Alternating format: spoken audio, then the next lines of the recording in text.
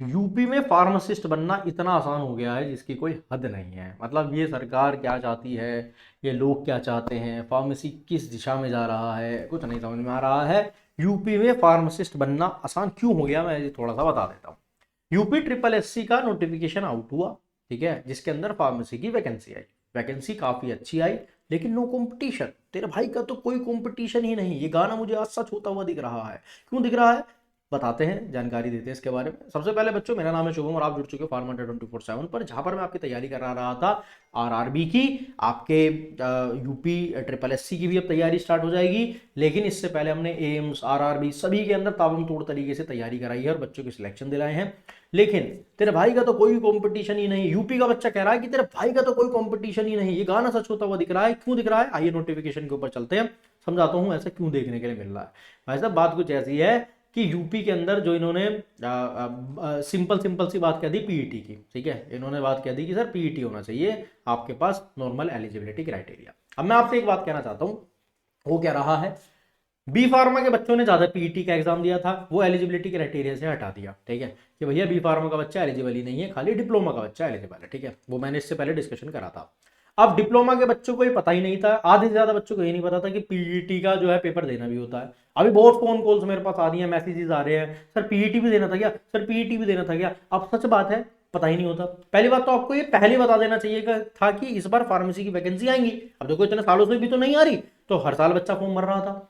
अब ये बड़ी बड़ी दुविधा है कि पहले से आपने बताया नहीं कि इस बार फार्मेसी की वैकेंसी आएंगी, यूपी में आएंगी, तो पीईटी भर दो। कम से कम एक नोटिफिकेशन तो डालते कि हाँ इस बार यूपी फार्मेसी की वैकेंसी आएगी, पीईटी का फॉर्म भर दो, डिप्लोमा का बच्चा एलिजिबल होगा। आखिरी समय पर ये दिखा दे तो बी फार्मा का बच्चा कहां जाएगा।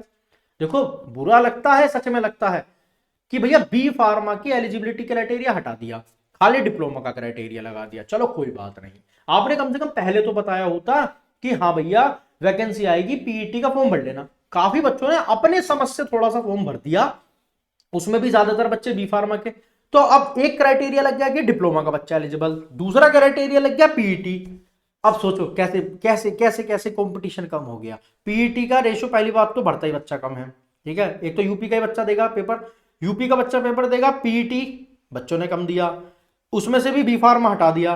तो अब इतनी सी श्रेणी बची, इतनी सी श्रेणी बची जिसने, जो कि डिप्लोमा का होगा, यूपी का फार्मासिस्ट होगा और उसने पीईटी का एग्जाम दिया होगा, समझे। यानी कि एक घर के अंदर गए, उसके अंदर भी जाकर कहा सिर्फ और सिर्फ इतने बच्चे लूंगा, उसमें से भी जिसने आज से पहले ये करा हुआ होगा, अब इनमें से लूंगा। यानी कि 5 ही लोग बचे और इन 5 लोगों में से वैकेंसी 3 ही है।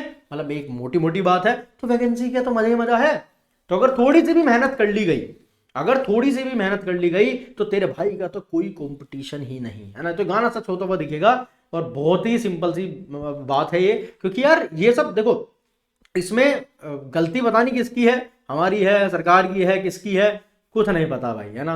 वैसे तो गवर्नमेंट की लगती है मेरे को थोड़ी सी, कि भाई इनको कम से कम पहले तो बता देना चाहिए था कि भाई हम पेपर लेने जा रहे हैं, आप सीयूटी आप पीईटी का फॉर्म भर देना। अब बच्चे कहां से भरते भाई पीईटी का फॉर्म, वैसे ही डिप्लोमा के नहीं नॉलेज होती बच्चों को। अब कितनी बड़ी जो है नाकामी है या क्या है, वो नहीं समझ में आ रहा। बट इतनी बात समझ में आ रही है कि जो बच्चा डिप्लोमा का है और जिसने पीईटी का फॉर्म भरा था, जिसने पीईटी के अंदर एग्जाम भी अटेम्प्ट करा था, थोड़े भी नंबर पा गया तो नॉर्मलाइजेशन होगी बाद में। ये भी डाउट है कि पीईटी के अंदर मैंने पेपर ही नहीं दिया, वो भी नहीं भर सकता फॉर्म। भैया जिसने पीईटी का फॉर्म भरकर पेपर दिया था, थोड़े नंबर आए थे, अब वो नॉर्मलाइज हो जाएंगे, नंबर नॉर्मलाइज हो जाएंगे जब आप मेन पेपर देकर आओगे। सो उन दोनों के आधार पर आपकी मेरिट लिस्ट बनेगी, देन आपका सिलेक्शन होगा। ये पूरी प्रक्रिया है।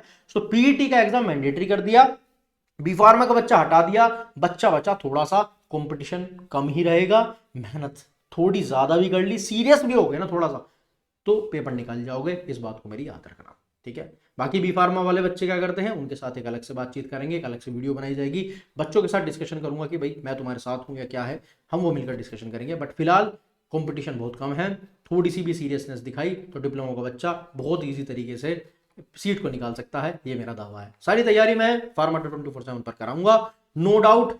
बैच भी लॉन्च हो गया है, ठीक है।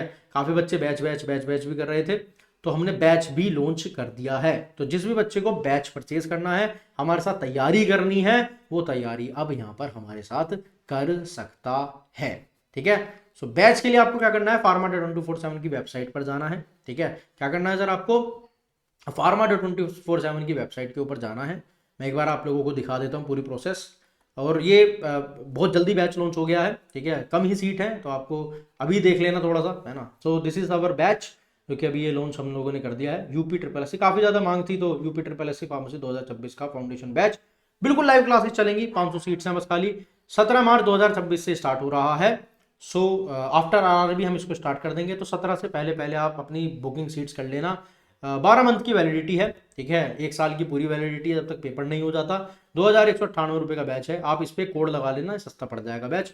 Y964 कोड लगा लेना, अप्लाई कर लेना, ये आपको 2000 रुपये का बैच मिल जाएगा मस्त तरीके से, मक्खन मलाई। 12 मंथ की वैलिडेशन, मेरे साथ लाइव क्लासेस करने का पूरा ऑप्शन मिलेगा। ठीक है, तो डिप्लोमा का बच्चा शुरुआत कर लो भैया, खुश हो जाओ। बहुत कम कंपटीशन है, तेरे भाई का तो कोई कंपटीशन ही नहीं। तो बच्चों मिलते हैं क्लासेस के अंदर। अभी फिलहाल फ्री क्लासेस देखना शुरू करो मेरी, रोज शाम को 7 बजे। ठीक है, चलो भाई मिलते हैं अगली वीडियो में, तब तक के लिए जय हिंद वंदे मातरम, जय भारत। कुछ डाउट हो तो कमेंट सेक्शन में जरूर बताइएगा। ठीक है, चलो गुड नाइट, बाय बाय।